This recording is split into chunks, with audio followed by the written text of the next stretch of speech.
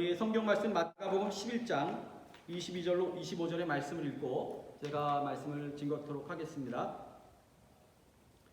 마가복음 11장 22절로 25절의 말씀입니다.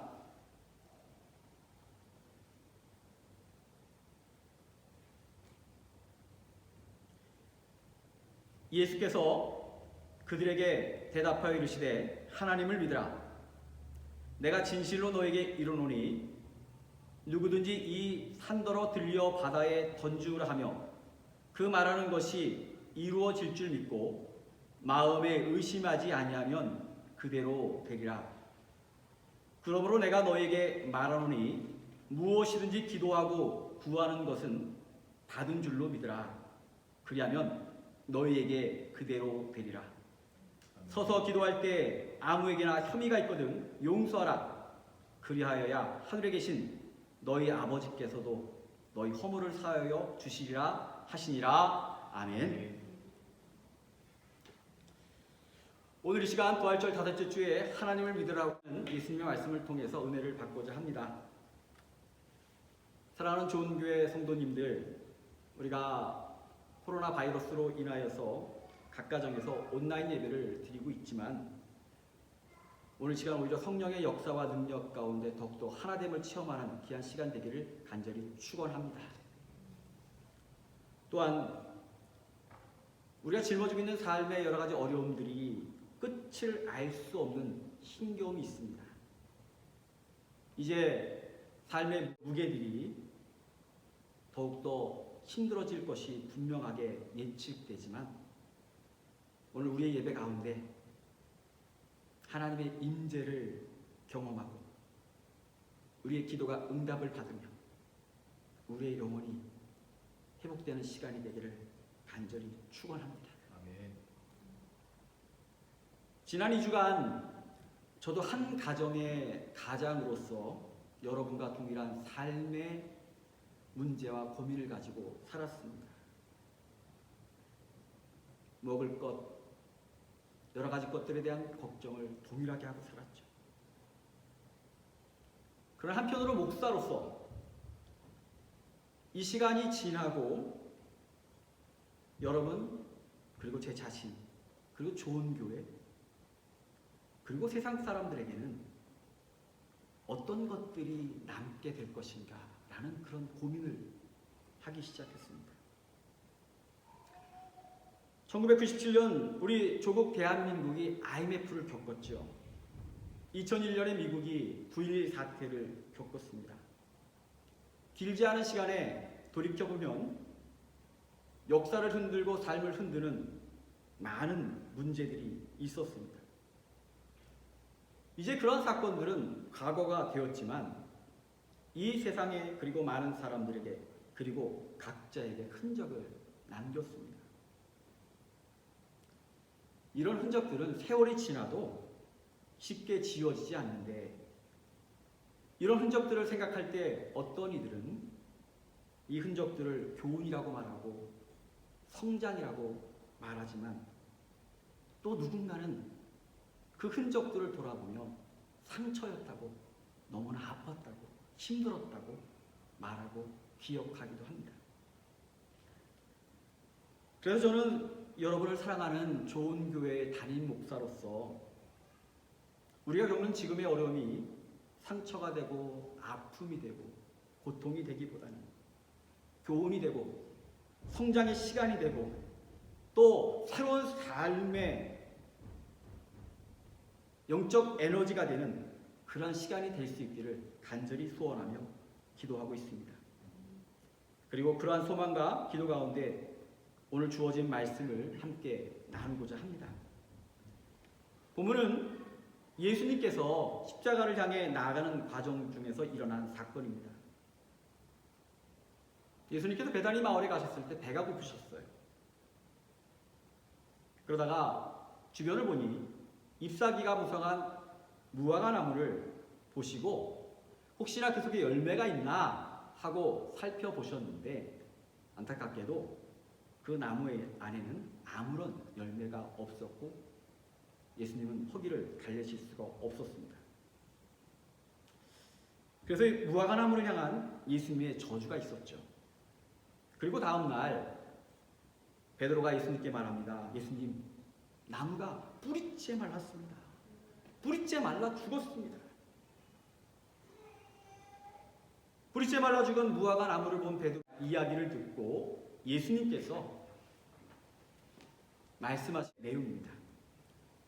오늘 우리에게 주어지는 말씀의 교훈을 생각해 보려고 합니다. 첫째는 문제는 믿음이다 라는 것입니다. 오늘날은 참 힘든 시대라고 할 수 있습니다. 모두가 어렵다고 말할 수밖에 없습니다. 우리 평생에 이와 같은 일을 또다시 겪을 수 있을까라고 하는 생각을 할 만큼 너무나도 힘겨운 시대를 살아가고 있습니다. 그러나 이스라엘 백성이 지닌 삶의 무게도 만만치 않았습니다. 이방인인 헤롯 가문이 이스라엘의 왕이 되었습니다. 그들은 왕의 권력을 지키기 위해서 이스라엘 사람들에게 잘해주기보다는 로마의 개가 되어 그들에게 충성할 뿐이었습니다. 신앙의 중심지인 예루살렘 성전에서는 신앙보다 돈과 권력이 성전을 어지럽혔습니다. 백성들은 율법의 무게가 무거웠고 삭개와 같은 세리장이들이 동족들의 고유를 빨고 괴롭게 했습니다. 외적으로 로마의 총독과 군인들이 파견되어 그들을 지배하고 있었고 세금을 거두어갔고 로마에 반항하는 이들을 처참하게 죽이는 일들이 많았습니다. 3중 4중의 고통들이, 아픔들이, 힘겨움들이 이스라엘 백성들을 둘러싸고 있었던 거죠. 무화과 나무는 종종 이스라엘 상징하는 나무로 표현되는데 본문에 등장하는 열매 없는 무화과 나무는 바로 예수님 당시의 이스라엘 민족을 상징합니다. 이 무화과 나무를 저주하셨던 예수님께서 이렇게 말씀하셨죠. 예수께서 그들에게 대답하여 이르시되 하나님을 믿으라. 우리가 성경을 읽다 보면 저주받은 무화과 나무와 예수님의 대답 하나님을 믿으라. 이게 어떤 의미일까? 이 구절을 묵상하는 가운데 떠오르는 한 문구가 있었습니다. 유명한 문구죠. 문제는 경제야 바보야. 이 문구는 미국의 빌 클린턴 대통령이 대통령 선거를 할 때 선거 슬로건입니다. 당시 그의 상대는 부시 대통령이었어요. 너무나도 막강한 사람이었습니다. 감당할 수 없었습니다. 그런데 이 빌 클린턴 대통령이 문제는 경제야 바보야라고 하는 이 슬로건으로 그 대통령 선거에서 이겨내고 대통령이 됩니다. 이 의미는 다른 것이 아니라 본질적 문제가 무엇이냐라고 하는 질문입니다. 예수님의 답변에 바로 본질에 대한 답변이 담겨져 있는 거죠. 이스라엘 백성은 고통의 문제가 로마 제국이라고 생각했습니다. 헤롯 가문이라고 생각했습니다. 매국노 같던 세리장이들 때문이라고 생각을 했습니다. 그러나 예수님의 생각은 달랐습니다.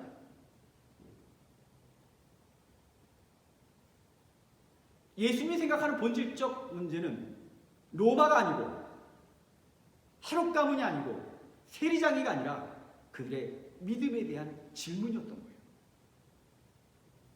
하나님을 믿으라. 즉 이스라엘이 하나님을 믿지 못한 것이 가장 문제였고 그들이 짊어지고 사는 삶의 무거운 짐들의 해결 방법은 다른 것이 아니라 하나님을 믿는 것이라고 하는 것을 오늘 이 사건을 통하여 이스라엘 백성과 그들에게 선포하고 있는 것입니다.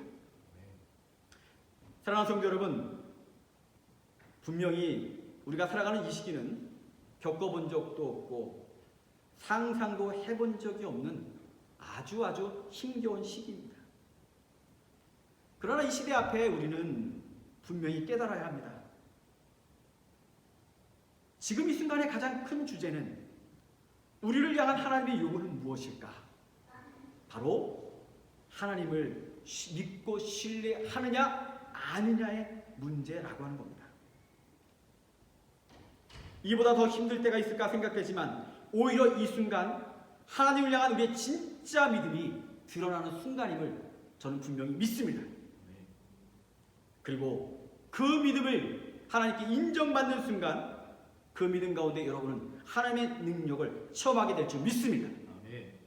이 산더러 들려 바다에 던지우라 하며 그 말하는 것이 이루어질 줄 믿고 마음에 의심하지 않으면 그대로 되리라. 아멘. 믿음대로 된다고 하는 하나님 믿는 자에게 임하는 이 놀라운 역사가 바로 이 시대에 여러분 가운데 나타나게 될 줄 믿습니다. 하나님을 믿으라 선포하시는 예수님의 마음이 오늘 이 시간 저와 우리 좋은 교회 성도들, 우리 이 세상의 많은 믿는 자들 가운데 충만하여져서 이 암울한 시대에, 이 힘겨운 위기의 시대에 하나님 믿는 믿음의 백성들이 이 세상의 주도권을 잡고 세상을 움직이는 주의 백성과 주의 나라가 임하기를 간절히 축원합니다. 두 번째로 오늘 말씀을 통해 깨달을 것은 누구를 따를지 정해야 한다는 겁니다. 최근 힘들고 어려운 시절을 겪으며 대한민국이 얼마나 대단한 나라인지 다시 한번 생각해 봤습니다. 우리가 비록 캐나다에 살고 있지만 제가 한국인이라고 하는 것이 이렇게 자랑스러울 때가 있었나 싶을 정도의 마음이 그득합니다. 대한민국 정말 자랑스럽고 우리나라 정말 대단합니다. 한민족이 얼마나 대단한지 정말 인정하고 제가 자랑스럽게 느껴집니다. 더불어 살고 있는 캐나다도 참으로 대단하다는 생각이 듭니다. 지난주 중에 경제 지원 정책들이 쏟아져 나오는데 깜짝깜짝 놀랐습니다. 어떻게 이런 일들이 이렇게 한 주 사이에, 며칠 사이에 국민들을 위해서 이 나라가 어떻게 이런 중요한 결정이 이렇게 끊임없이 쏟아지고 사람들이 앞으로 동참해주고 함께해주고.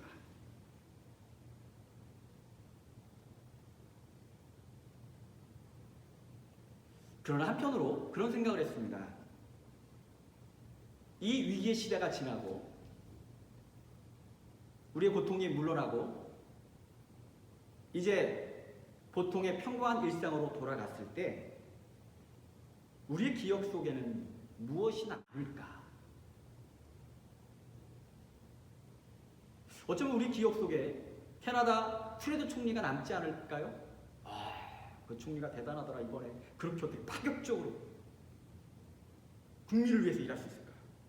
아니면 이 시기가 지나고 캐나다의 복지 정책은 정말 대단해. 캐나다 살만해. 이런 것들이 남을 수도 있겠다는 생각을 했습니다.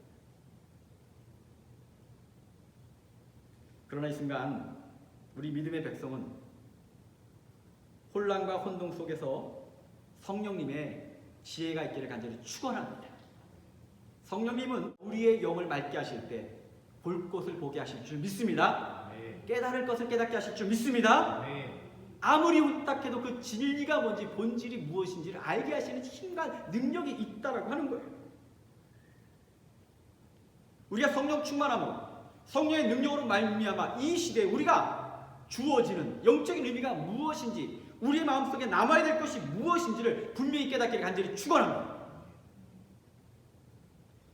이스라엘 역사를 돌아보면 이스라엘 백성이 가장 황홀했던 그리고 정말 행복했던 그리고 춤출 수밖에 없었던 순간을 생각해 본다면 아마도 홍해를 건너는 순간이었을 겁니다. 홍해를 건넌 모세와 이스라엘 백성들은 하나님의 위대하심과 광대하심을 노래할 수밖에 없었습니다. 왜입니까? 하나님께서 이스라엘을 죽음에서 생명으로 옮겨 놓으셨기 때문인 거죠. 출애굽기 15장 1절을 보니까 모세와 이스라엘이 노래로 여호와께 노래하니 내가 여호와를 찬송하리니 그는 높고 영화로우시며 말과 그 탄자를 바다에 던지셨음이로다. 그들은 한국식으로 덩실덩실 치면서 정말 하나님을 향해서 열광적으로 찬양했을 거예요. 춤을 췄을 겁니다. 그런데 홍해의 기적을 체험한 지 불과 3일이 지나지 않아서 모든 상황이 한 번에 뒤바뀌어 버립니다. 출애굽기 15장 22절로 24절의 말씀입니다. 모세가 홍해에서 이스라엘을 인도하며 수르 광야에 들어가서 거기서 사흘 길을 걸었으나 물을 얻지 못하고 마라에 이르렀더니 그근 물이 써서 마시지 못하겠으므로 이름을 마라라 하였더라. 백성이 모세에게 원망하여 우리가 무엇을 마실까 하매. 본문을 보면 모세가 백성들과 더불어 홍해를 거쳐 수르 광야로 들어갔습니다. 광야는 해가 내리쬐는 그런 공간입니다. 아주 뜨거운 공간이죠. 많은 물이 필요한 공간입니다. 광야의 문제는 물입니다. 근데 사흘 동안 먹을 물을 찾지 못하다가 드디어 겨우 물을 발견했어요. 3일 만에. 아마 물을 발견하자마자 사람들이 막 달려갔을 겁니다. 정말 열정적으로 달려갔을 거예요. 그 갈증을 느꼈던 사람들이 달려가서 물을 먹으며 물을 목탔던 사람들이 그 물을 먹는 그 기쁨을 만끽하는 상상을 하며 달려갔을 겁니다. 그런데 그들은 물을 마시자마자 마실 수가 없었습니다. 왜? 그 물은 쓴물이었기 때문인 거죠. 이 순간 사람들의 불평들이 원망으로 바뀌어지기 시작합니다. 3일 동안 그래도 힘들었지만 참고 견뎠는데 드디어 원했던 물에 이르러 그 물이 먹지 못하는 물임을 깨닫는 그 순간 그들은 이제 마음에 품었던 많은 불평들이 원망이 되어 그 원망의 화살들을 모세를 향하여 쏟아내기 시작합니다. 그들은 소리쳤을 겁니다. 차라리 홍해에서 죽는 게 나을 뻔했다. 도대체 저 모세는 리더라는 사람이 도대체 뭐야? 믿을 수가 없어. 우리를 어떻게 인도하는 거야? 홍해를 건넌 후에 온 힘을 당해 다 함께 하나님을 찬양했던 그 이스라엘 백성들의 모습은 찾아볼 수가 없어요. 불평하고 원망합니다. 그거 아시죠? 불평과 원망은 전염성이 너무나도 강력합니다. 코로나 바이러스만큼 강력합니다.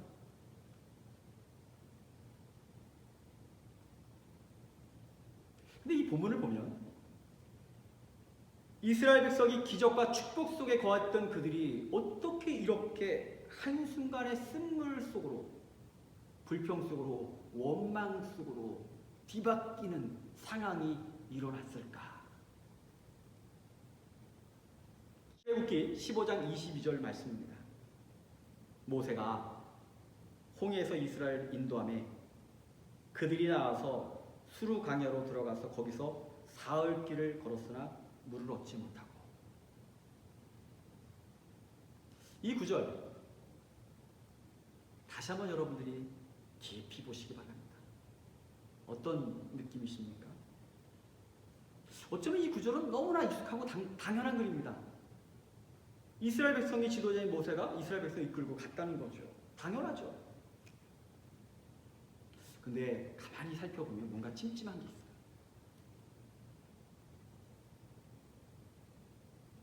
이 구절의 시작은 이렇게 시작합니다. 모세가 홍해에서 이스라엘을 인도하네. 홍해를 건넌 후 이스라엘 백성을 모세가 인도하여 수르 광야로 갔습니다. 모세가 지도자니까 당연하다고 생각할 수 있습니다. 그러나 때로는 이 당연함 속에 숨겨져 있는 함정을 발견할 수 있어요. 그럴 만해 라고 하는 말 속에 담겨져 있는 영적인 혼란함을 우리는 깨달아야 합니다. 이 말은 본질적으로 틀린 거예요. 출애굽한 이스라엘 백성을 이끄시는 분이 누구십니까? 홍해의 기적을 일으키신 분이 누구십니까? 이스라엘 백성의 인도자가 누구십니까? 모세입니까? 하나님이십니까?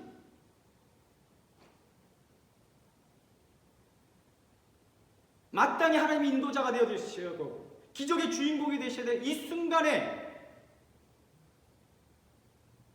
출애굽기는 모세가 그들의 인도자가 된 거죠. 모세가 하나님의 자리를 차지한 겁니다.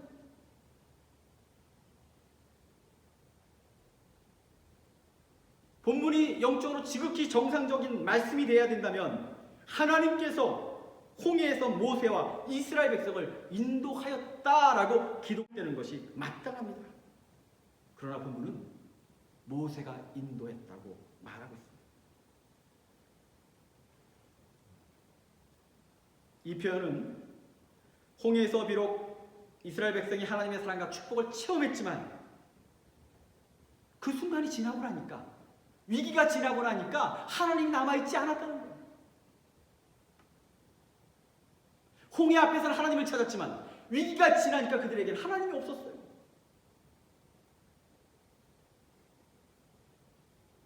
더욱이 이스라엘 백성의 광야의 현실, 목마름의 고통이 닥치자 하나님을 잊습니다.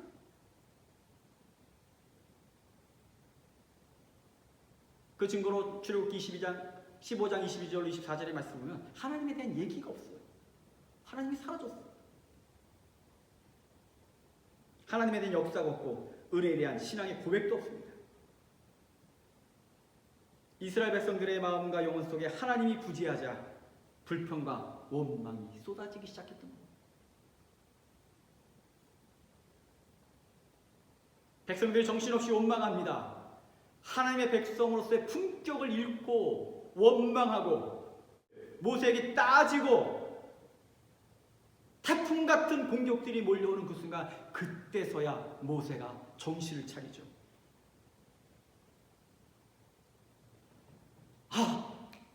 내가 깜빡했구나. 내가 내 자리를 망각했네.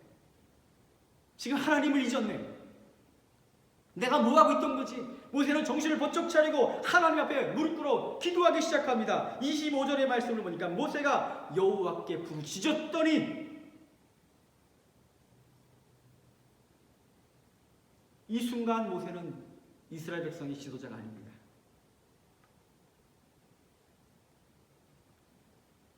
본래의 자리로 돌아갔습니다.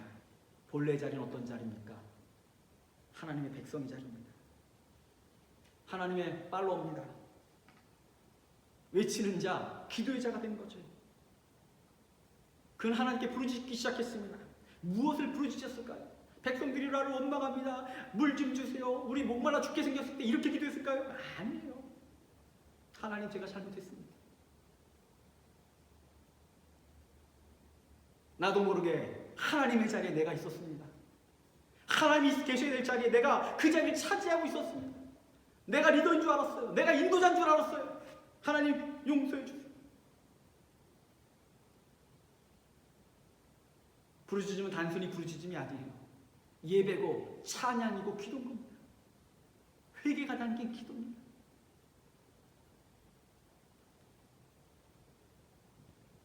쓴물 앞에 무력한 인간의 한계를 자복하며 회개하는 거죠. 하나님, 이제 우리의 주인이 되어주세요. 우리의 인도자가 되어주세요.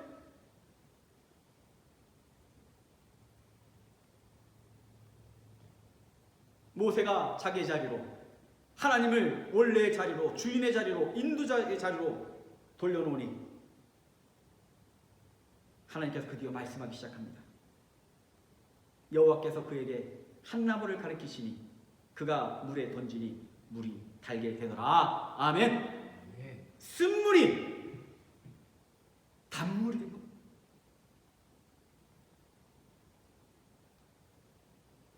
이 순간 모세 입장에는 어쩌면 황당할 수 있어요. 나무를 던져? 쓴물이 바뀌어? 그러나 하나님을 주인으로 삼는 순간, 하나님을 인정한 순간 모세에게는 조금의 의심이나 염려나 걱정이 없었습니다. 왜? 하나님이 주인으로 인정했기 때문에, 하나님의 주인으로 그분의 능력을 믿었기 때문에 모세는 지체하지 않고 순종했습니다. 그러자 쓴물이 단물이 되고 이스라엘 백성의 문제가 해결이 된 거죠. 그리고 하나님께서 한 말씀을 더 하십니다. 출애굽기 15장 26절 이하의 말씀입니다. 너희가 너희 하나님 나 여호와의 말을 들어 순종하고 내가 보기에 의를 행하며 내 계명의 귀를 기울이며 내 모든 규례를 지키면 내가 애굽 사람에게 내린 모든 질병 중 하나도 너에게 내리지 아니하리니 나는 너희를 치료하는 여호와이니라. 아멘. 어떤 의미입니까? 누가 주인인지 분명히 해. 누가 너희들의 인도자인지 분명히 해. 내가 너희들의 주인이야. 내가 너희들의 인도자야. 믿음은 다른 것이 아니라 우리가 누가 우리의 주인인지를 분명히 하는 거예요. 우리는 위기 시대를 겪고 있습니다. 마라와 같은 코로나가 우리로 하여금 탄식하게 하고 원망도 만들어내고 있습니다. 그러나 이 같은 순간을 통해 우리는 우리의 주인이 누구인지를 분명하게 깨닫는 믿음의 시간, 축복의 시간이 되기를 간절히 축원합니다. 하나님 우리의 주인이 되실 때 우리 앞에 놓여져 있는 마라와 같은 쓴물들이 하나님의 능력 가운데 단물로 변하는 역사가 나타나게 될 줄 믿습니다. 여러분이 갖고 있는 각자의 쓴물이 무엇입니까? 여러분의 염려가 무엇입니까? 괴로움이 무엇입니까? 오늘 그 자리에 하나님의 이름으로 외치시기를 간절히 축원합니다. 하나님께 부르시기를 간절히 축원합니다. 그 자리에 하나님의 역사가 임할 것입니다. 세 번째로 믿음으로 하나님을 경험하는 시간이 되기를 간절히 원합니다. 마가복음 11장 23절로 24절의 말씀입니다. 내가 진실로 너에게 이르노니 누구든지 이 산더러 들리어 바다에 던지우라 하며 그 말하는 것이 이루어질 줄 믿고 마음에 의심하지 아니하면 그대로 되리라. 그러므로 내가 너에게 말하노니 무엇이든지 기도하고 구하는 것은 받은 줄로 믿으라. 그리하면 너에게 그대로 되리라. 아멘. 이 구절을 보면 마음에 의심하지 않으면 그대로 된다 하셨습니다. 기도하는 것은 받은 줄로 믿으라고 했습니다. 믿음을 회복하고 하나님을 주인으로 분명하게 한 백성이 누리는 삶의 특징은 삶 속에서 하나님을 체험하고 경험하는 것입니다. 우리가 이왕 예수 믿고 하나님의 백성이 되었다면 여러분들 삶 속에서 하나님과 동행하시기를 축원합니다. 하나님 삶 속에서 하나님 함께 계심을 여러분들이 경험하기를 간절히 축원해요. 해리 블랙하우이라고 하는 사람이 하나님을 경험하는 7가지 실체라고 하는 책에서 7가지 하나님 경험하는 이야기를 썼는데 마지막 7번째가 이와 같은 겁니다. 당신이 하나님께 순종하고 하나님이 당신을 통해서 그분의 일을 성취시킴으로 말미암아 당신은 경험으로 하나님을 알게 될 것입니다. 저는 이것이 바로 오늘 읽은 마가복음 11장 23절 24절의 말씀과 이 말씀이 동일한 말씀이라고.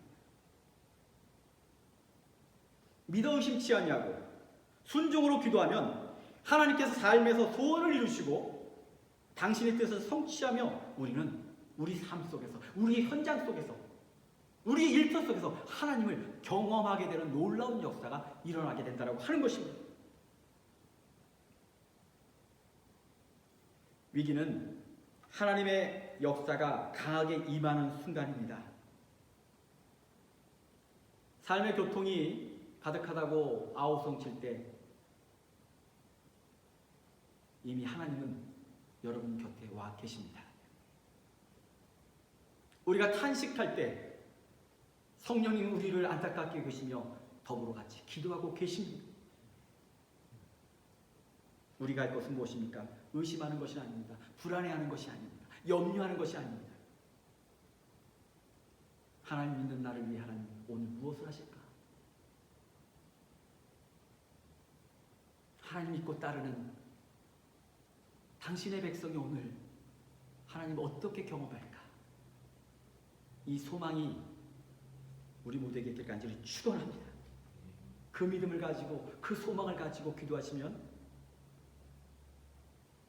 하나님께서 여러분의 삶 속에 하나님의 능력을 베푸시고 기적을 체험하고 시대를 이기는 주의 백성으로 세움받게 될 줄 믿습니다. 이 시대를 향하여 선포하시는 예수님의 명령, 하나님을 믿으라, 하나님을 믿으라, 하나님을 믿으라. 이 말씀으로 내 영이 살고 내 가정이 살고 교회가 살고 나라 민족이 사는 역사가 임하기를 주의 이름으로 축원합니다. 다 같이 기도하겠습니다. 하나님,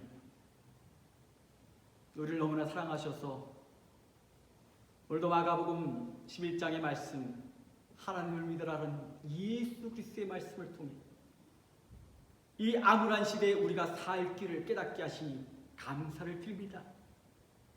하나님, 우리의 두 눈이, 우리의 마음이, 심령이 어리석어 암울한 시대에 문제에 집중할 때가 많은데, 하나님 믿음으로 주의 백성들은 성령의 능력으로 깨달음으로 하나님께 집중하고 하나님을 위해 주인으로 섬기며 하나님만 바라며 믿음으로 기도하며 성령의 충만을 받아 이 시대에 주님의 능력과 역사를 체험하는 주의 백성들에게 인도하여 주옵소서.